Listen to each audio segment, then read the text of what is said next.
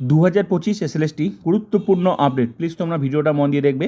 Supreme কোর্টে 31শে August যত MA file হয়েছে সুপ্রিম কোর্টে 31শে আগস্টই শুনানি হবে।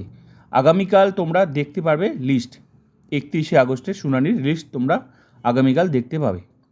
শুনানি হওয়ার প্রবল সম্ভাবনা রয়েছে 31শে আগস্ট। এই মুহূর্তে সবচেয়ে বড় আপডেট এটাই যে 31শে আগস্ট শুনানি হবে। যত এমএ ফাইল হয়েছে, এসএসসির এমএ ফাইল, মধ্যশিক্ষা পর্ষদ প্লাস বিভিন্ন শিক্ষক সংগঠন, যোগ্যদের পক্ষ, ফ্রেশার্সদের পক্ষ থেকে সমস্ত এমএ ফাইল শুনানি হবে। সঙ্গে 2016 আনটেন্টেড টিচার্সদের, মানে 2016তে 17% ছিল ওবিসি, এখন সরকারের নতুন রুলস ওবিসি 7% আর 66-এর বাইরে বাদ গেছে।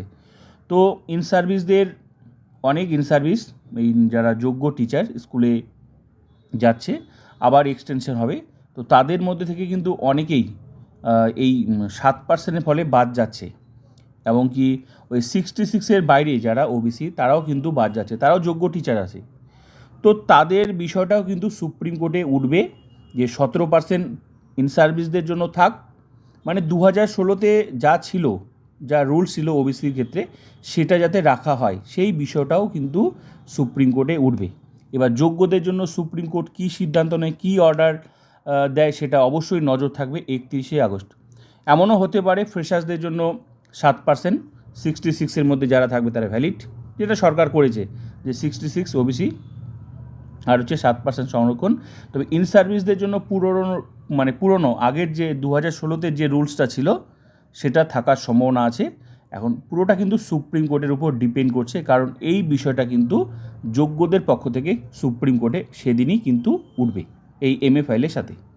এখন দেখার সুপ্রিম কোর্ট যোগ্যদের জন্য কী অর্ডার দেয়। তবে এমএ ফাইল উঠবে, প্রবল সম্ভাবনা আছে। এখন দেখার এক্সটেনশন কতদিনের দেয়। এসএসসি চেয়েছে কী বলে 2027 পর্যন্ত, 30 এপ্রিল, আর মধ্যশিক্ষা পর্ষদ চেয়েছে 31শে মে পর্যন্ত। পুরোটা ডিপেন্ড করছে। আর বেতন তো আপাতত চালু আছে, এবার সুপ্রিম কোর্ট কী বলে, নতুন করে যোগ্যদের মানে আবার চাকরি রাখে কি রাখে না, নাকি এই নিয়োগটা, পুরোটাই কিন্তু এখন সুপ্রিম কোর্টের উপর ডিপেন্ড করছে। কতদিনের মধ্যে নিয়োগ করতে হবে, মানে চাকরির প্লাস নিয়োগের পুরোটা সুপ্রিম কোর্টের উপর ডিপেন্ড করছে। তবে আশা আছে যোগ্যদের, মানে যতক্ষণ না নিয়োগ হয় তাদের বেতন চালু রাখার, বাকিটা সুপ্রিম কোর্টের উপর ডিপেন্ড করছে। তো ইন সার্ভিসদের এই মুহূর্তে সবচেয়ে একটা বড় বিষয় যে ইন সার্ভিস 2016 আনটেন্টেড টিচার্স, তো তাদের পক্ষ থেকেও এই বিষয়টা উঠবে, ওবিসি 17% তাদের রাখা যায় কি না দেখার। তবে 31শে আগস্ট ভীষণ গুরুত্বপূর্ণ দিন, ব্যাস এটুকুই বলা ছিল। আর আগামীকাল তোমরা অবশ্যই দেখতে পাবে কি বলে ওই লিস্টটা দেখতে পাবে আগামীকাল 31শে আগস্টের, ব্যাস এটুকুই বলা ছিল।